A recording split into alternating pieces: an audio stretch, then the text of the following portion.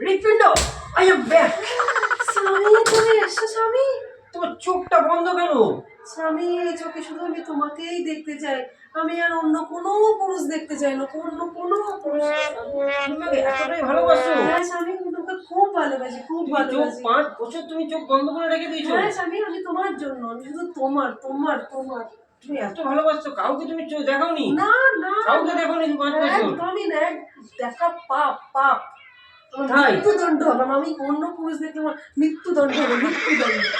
তুমি এতটাই প্রাণ দিয়ে ভালোবাসো আমাকে আমাকে? এত ভালোবাসি স্বামী, এত তাহলে তোমার ভালোবাসি। নামটা আমি হৃৎপিণ্ড সেই জন্যই দিয়েছিলাম। ও আমার স্বামী, আমার স্বামী, স্বামী।